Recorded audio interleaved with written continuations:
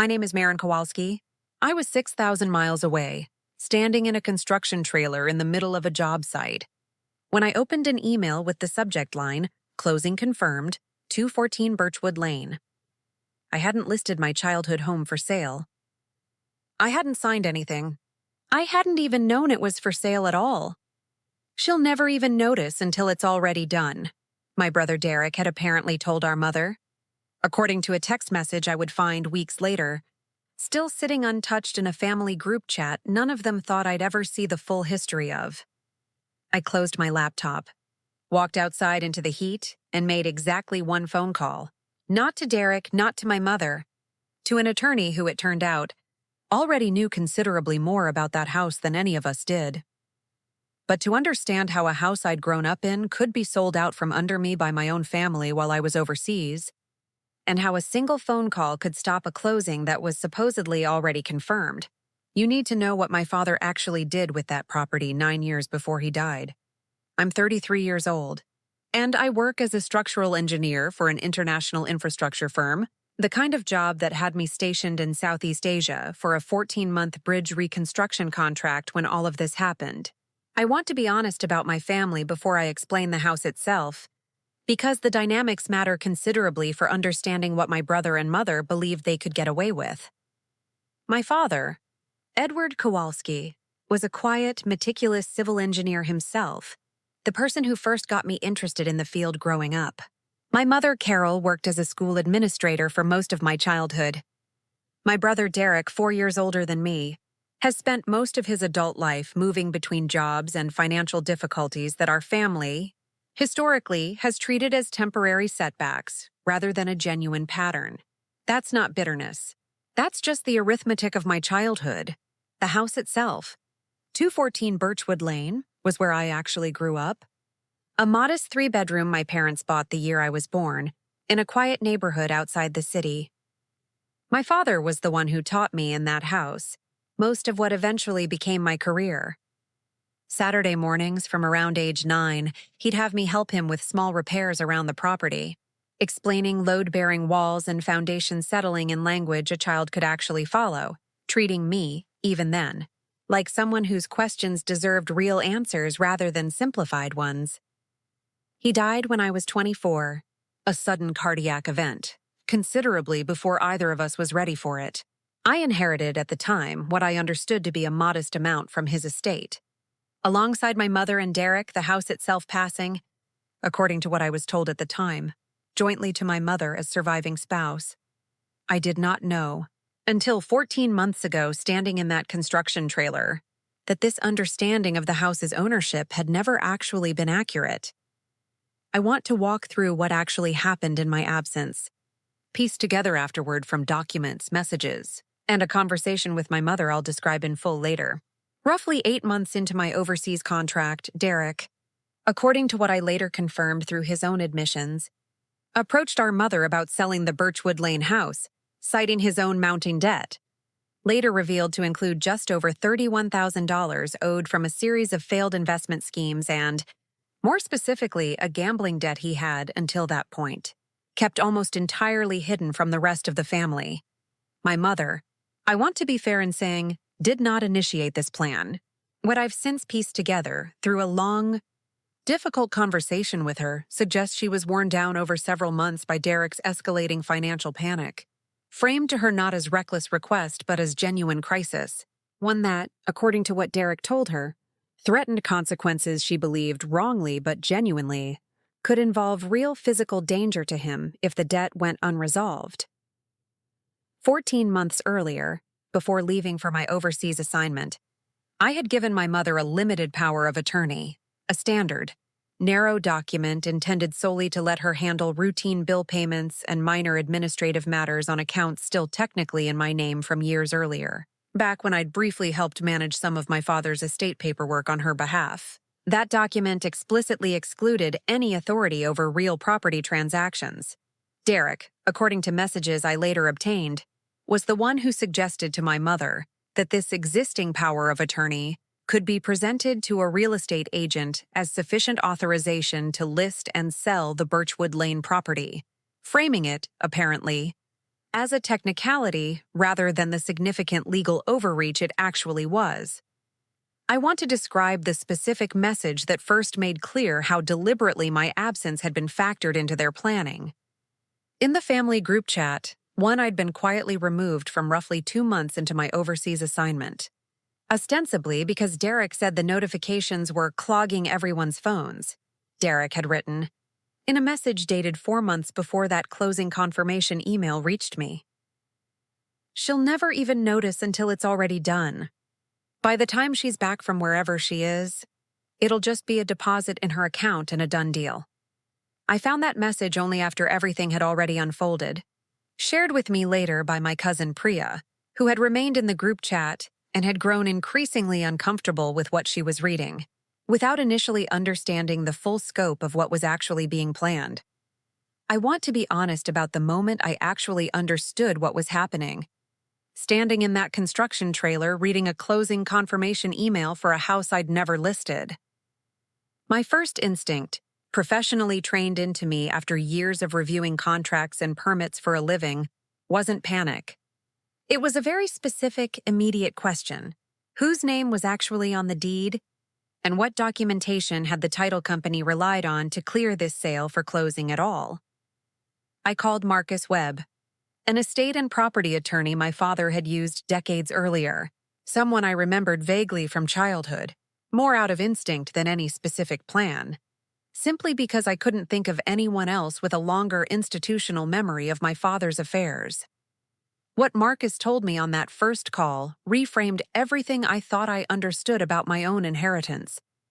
9 years before he died, my father had restructured ownership of the Birchwood Lane property, moving it out of his individual name and into an irrevocable trust, naming me as sole beneficiary, with my mother granted a formal life estate allowing her to continue living there for as long as she wished, but with full ownership, effective immediately upon his death, rather than requiring any further inheritance process, transferring entirely to me. I had never been told this directly.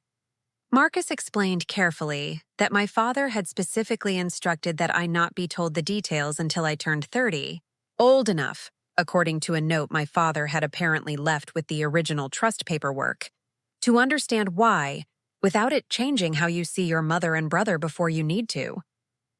I want to pause here and say plainly what that meant. My 30th birthday had come and gone 3 years earlier. During a particularly demanding stretch of my career when Marcus's office had, according to his own records, attempted to reach me twice with no response, correspondence that, I would later learn, had somehow been intercepted and never forwarded, a detail that becomes considerably more significant later in this story. I want to explain what this trust structure meant practically for the sale Derek and my mother had already set in motion. Because the property was held in an irrevocable trust naming me as sole beneficiary and ultimate owner, my mother's life estate gave her the right to occupy the property, but explicitly no authority to sell it, transfer it, or authorize its sale through any power of attorney, limited or otherwise, that I had ever granted her. Any sale required my direct signature and consent as trust beneficiary. Full stop. The real estate agent and title company involved in the pending sale had, it turned out, never actually reviewed the property's full title history closely enough to catch this, relying instead on the power of attorney document Derek had provided, along with what Marcus described as an unusually rushed closing timeline that had left considerably less room for standard due diligence than a transaction of this kind would normally receive. Marcus filed an emergency notice with the title company and closing attorney. The same afternoon I called him, formally establishing the trust's existence and my sole beneficiary status, along with documentation that the power of attorney being relied upon explicitly excluded real property authority. The closing, scheduled for 4 days later, was halted immediately, the title company unwilling to proceed with a transaction now facing a documented, unresolved ownership dispute. I want to describe the moment I called my mother directly, the first conversation between us since this had all come to light.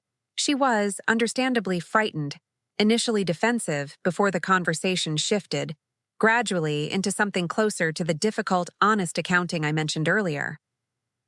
I want to walk through what Marcus and I discovered next, because this is where the deeper truth of this story actually lives, considerably larger than a single attempted house sale. In reviewing his firm's old files related to my father's estate planning, Marcus found something he hadn't immediately connected to my situation. A nearly identical pattern, 6 years earlier, involving my grandmother's lake cottage, a smaller property my grandmother, Edward's mother, had owned outright until her death.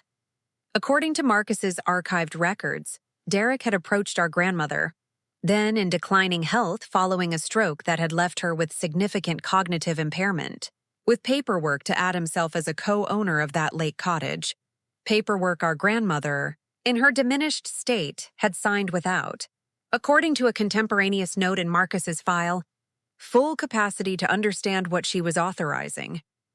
A concern serious enough that Marcus's firm, representing our grandmother's separate estate interests at the time, had formally challenged the transfer and ultimately had it voided before her death, on grounds of diminished capacity and what the file explicitly described as undue influence. I want to be honest about how this information landed for me, because it changed something fundamental in how I understood what had just happened with the Birchwood Lane house. This wasn't Derek's first attempt to leverage a family member's absence or vulnerability to gain control of property that wasn't his. It was, based on Marcus's records, at minimum his second 6 years apart, following what appeared to be a consistent pattern.